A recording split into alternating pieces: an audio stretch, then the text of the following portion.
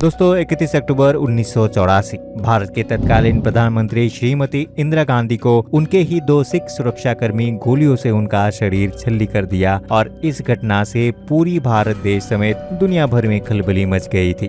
तो आखिर ऐसा क्या हुआ था कि इंदिरा गांधी की हत्या हो गई और सिख समुदाय इंदिरा गांधी से इतना नफरत क्यों करने लगे थे? चलिए आज इसी घटना को हम विस्तार से जानेंगे कि इंदिरा गांधी के हत्या के आखिरी 12 घंटे पहले क्या हुआ था। मगर वीडियो शुरू करने से पहले अगर आप हमारे चैनल पर नए हैं तो चैनल को सब्सक्राइब कर इस वीडियो को अंत तक जरूर देखें। तो चलिए बिना देरी के शुरू करते हैं आज के इस वीडियो को। दोस्तों आपको जानकर हैरानी होगी कि शायद इंदिरा गांधी की मौत की वजह ऑपरेशन ब्लू स्टार है। दरअसल पंजाब में सिख आतंकवादियों को दबाने के लिए इंदिरा गांधी ने ऑपरेशन ब्लू स्टार शुरू किया था, जिसमें प्रमुख आतंकवादी भिंडरवाला साहब और भी प्रमुख आतंकवादियों की मौत हो गई और इस मुठभेड़ में स्वर्ण मंदिर का भी थोड़ा बहुत नुकसान पहुंचा था। इसी ऑपरेशन ब्लू स्टार से पंजाब में आतंकवादियों का तो सफाई हो गया, मगर सिख का एक ग्रुप तब इंदिरा गांधी से नाराज हो गए। इंदिरा गांधी 30 अक्टूबर 1984 में उड़ीसा में चुनाव प्रचार करके अपने आवास दिल्ली में लौटी थी। इंदिरा गांधी हमेशा अपने आवास के पास जनता दरबार लगवाती थी, मगर जब वो देर रात दूसरे शहर से आते थी तब अगले दिन जनता दरबार नहीं लगवाती थी। पर इस बार भी वो उड़ीसा से देर से आई थी, जिससे लगभग तय था कि अगले दिन जनता दरबार नहीं लगेगा और इंदिरा गांधी से ये भी कहा गया कि वो अगले दिन के सारे कार्यक्रम रद्द कर दे, मगर उन्होंने ऐसा नहीं किया।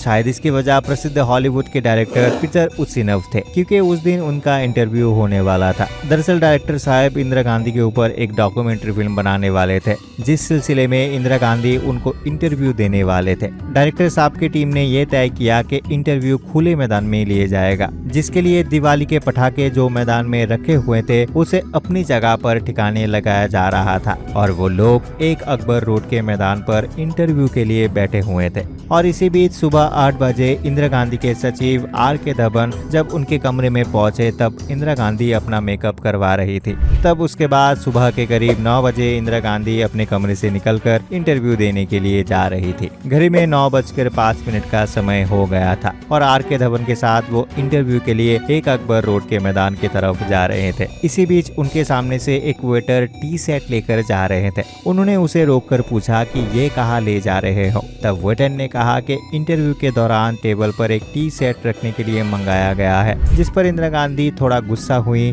और कहा कि कोई अच्छी सी टी सेट लेकर टेबल पर रखो। चलते चलते इंदिरा गांधी उस गेट तक पहुंची जो एक सफेदरगंज रोड को एक अकबर रोड से जोड़ती थी। वो गेट से सिर्फ 11 फुट की दूरी पर थी। तभी गेट पर एक तरफ सब इंस्पेक्टर बहन सिंह और दूसरी तरफ कांस्टेबल सतवंत सिंह तैनात थे। ये दोनों सिख थे। जैसे ही इंदिरा गांधी उन दोनों के पास पहुंची तब इंदिरा गांधी ने सतवंत सिंह और बहन सिंह को नमस्ते किया और इसी बीच सतवंत सिंह ने सरकारी रिवॉल्वर निकालकर इंदिरा गांधी के पेट में गोली मारी। आसपास के लोग को कुछ समझ में आता उससे पहले 2 गोली और मार दी, जिससे इंदिरा गांधी जमीन पर गिर गए और उनके मुंह से एक ही शब्द निकला, ये क्या कर रहे हो? फिर उसके बाद कांस्टेबल सतवंत सिंह ने भी इंदिरा गांधी की तरफ बंदूक ताना और एक के बाद एक गोलियां चलाना शुरू कर दिया और इंदिरा गांधी का पूरा शरीर लहूलुहान हो गया था और वो जमीन पर पूरी तरीके से बेहोशी की हालत में गिर पड़ी थी। और तब बहन सिंह ने R.K. धवन को कहा कि हमें जो करना था वो हम कर दिए। शायद उस दिन इंदिरा गांधी का नसीब में मौत ही लिखा था, क्योंकि उनके आवास पर एक एम्बुलेंस हमेशा तैनात रहते थे, मगर उस समय एम्बुलेंस का ड्राइवर चाय पीने के लिए कहीं गया हुआ था और पास ही में खड़े हुए कांस्टेबल नारायण सिंह ने दौड़ा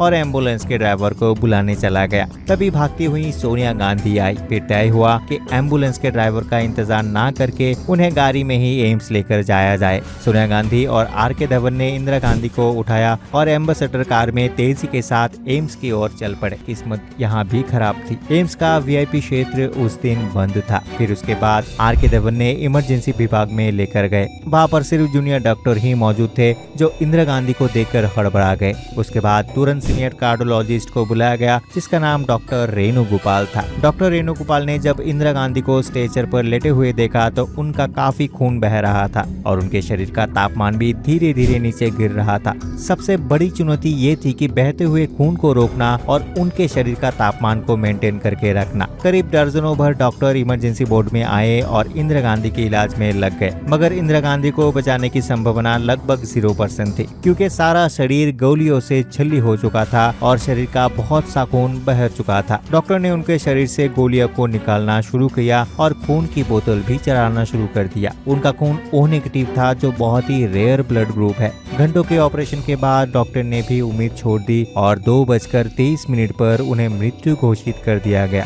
इंदिरा गांधी की मौत की खबर जंगल में आग की तरह फैल गई। हजारों लोग एम्स के बाहर इकट्ठा हो गए। इंदिरा गांधी के समर्थकों को संभलना पुलिस के लिए भी भारी पड़ रहा था, इसके लिए पुलिस को लाठी चार्ज भी करना पड़ा। हर जगह इंदिरा गांधी के नारे लगाए जा रहे थे। इत्तेफाक से उस समय BBC के संवाददाता सतीश जैन एम्स में मौजूद थे और उन्होंने देश भर के लोगों को BBC रेडियो के जरिए इंदिरा गांधी की मौत की खबर सुनाई। इधर एम्स के सामने भीड़ बढ़ती जा रही थी और जैसे जैसे लोगों को पता चला कि इंदिरा गांधी को हत्या करने वाले उनके ही 2 सिख अंगरक्षक थे, तब भीड़ का गुस्सा सिख समुदाय पर टूट पड़ा।